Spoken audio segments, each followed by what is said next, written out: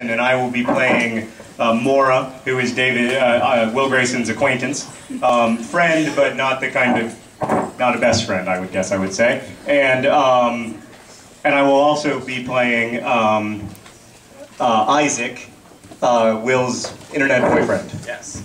Not that any of you. Not that you guys know what internet boyfriends are. No. God forbid. All right. Yeah. Actually, in our community, there's a word for that. That's how common it is. What is the word? Nerd fighter like. Woo! Sometimes a nerd fighter meets another nerd fighter and they call a nerd fighter like. That is so many steps away from porn. I know. And they don't do anything but hug. They really don't. That's one of the rules. Wow. Oh yeah. But finger to finger, yeah. Let's read. What sort of strange cult have I walked into? Alright, so yeah, so my Will is very different in voice from his Will and also very different from Tiny Cooper, so erase your memory of what I just did. And now we are in the town of Naperville, Illinois. Naperville, Illinois.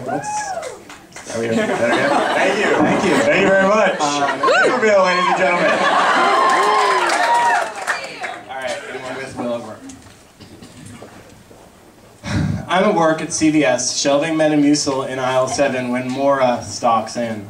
She knows my boss is an asshole about me standing around and talking while I'm working, so she pretends to look at vitamins while she's talking to me. She's telling me there's something really disturbing about the word chewable, and then all of a sudden the clock strikes 5:12 and she figures it's time to ask personal questions. Are you gay? What the fuck? It would be okay with me if you were. Oh good, because the thing I'd be worried about the most is whether you were okay with it. I'm just saying. Noted. Now, will you just shut up and let me work, okay? Or do you want me to use my employee discount to get you something for your cramps? I think there really needs to be a rule against calling a guy's sexuality into question while he's working. And it's not that I don't want to talk about it here. I really don't want to talk about it with Mora anywhere. Because here's the thing, we're not that close. Mora is the kind of friend I enjoy swapping doomsday scenarios with.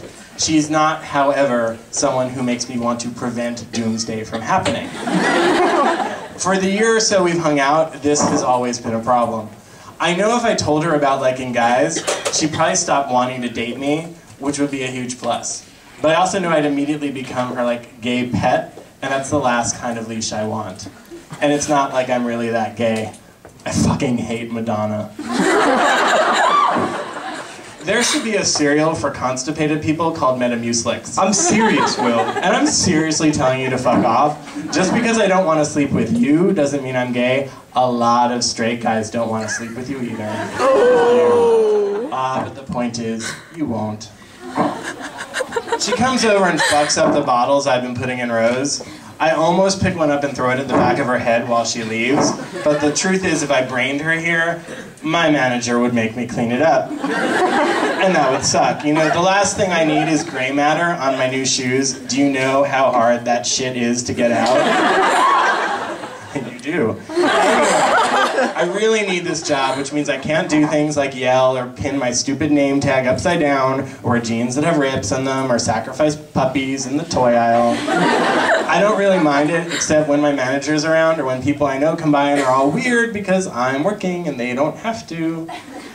I know as soon as Mora gets home, she's going to dive right into her notebook of skull blood poetry.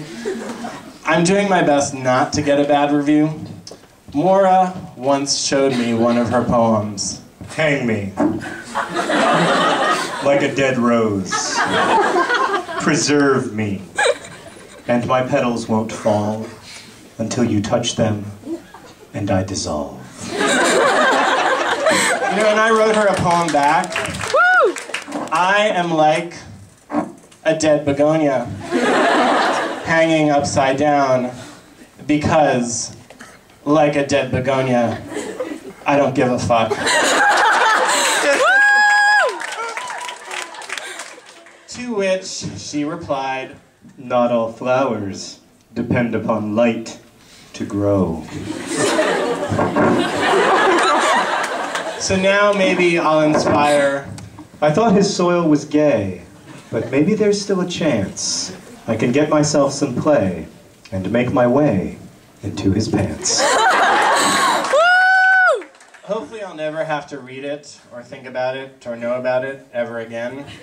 I get home and Mom is on our lime green couch watching the Pride and Prejudice miniseries for like the 7 zillionth time. And I know I'll be totally girling out if I sit there and watch it with her.